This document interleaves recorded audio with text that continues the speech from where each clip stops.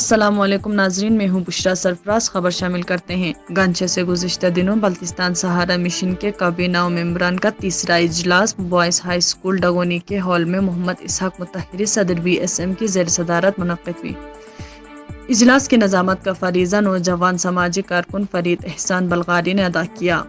اجلاس میں کھارکو، بلغار، ڈگونی اور تھلے کے باشعور نوجوانوں نے شرکت کی۔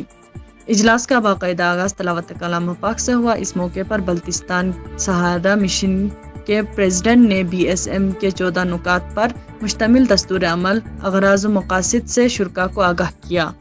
بلتستان سہارا مشن کے فائنانس سیکرٹری امتیاز تاج نے بھی اس موقع پر نوجوانوں سے خطاب فرمایا اور ڈونیشن جمع کرنے کا طریقہ کار سے نوجوانوں کو آگاہ کیا۔ آگاہ رہے کہ BSM مستقبل قریب میں غریبوں، مسکینوں اور نادار افراد خصوصاً خواتین کے لیے امید کی کرن بن گئی۔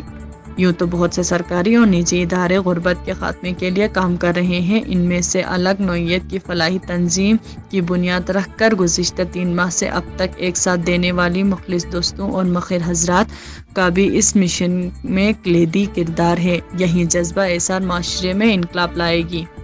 آپ نے اس بات کا احاطہ کیا کہ آنے والے وقتوں میں بلتستان بھر سے غربت کے خاتمے کے لیے بلتستان سہارا مشن بھرپور کردار ادا کرے گی۔ انہوں نے مزید گفتگو کرتے ہوئے کہا کہ بلتستان بھر میں اپنی نوعیت کا یہ واحد پلیٹ فارم ہے جس کے ذریعے غربت کا خاتمہ ممکن ہو سکتا ہے۔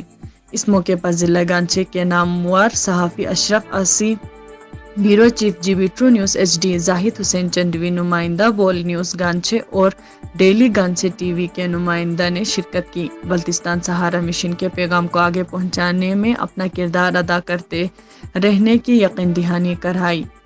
پورے بلتستان ریجن کو ملحوظہ نظر رکھنے اور اغراض و مقاصد پختہ ہونے کی وجہ سے انشاءاللہ بلتستان سہارا مشن ایک مضبوط تنظیم بن کر بہت جلد پورے خطے میں بلا امتیاز، رنگ و نسل، بلا تفریق، مہذب و ملت انسانیت کی خدمت کرے گی۔ صدر BSM محمد اسحاق نے اس بات کا اظہار بھی کیا کہ پاکستان فوج اور حکومت پاکستان کی سلامتی اور امن و امان، خطے کی صورتحال کو دیکھنا اور وطن عزیز کے لیے تن من دھن کی قربانی پیش کرنے کا جذبہ ہمارا ورثہ ہے۔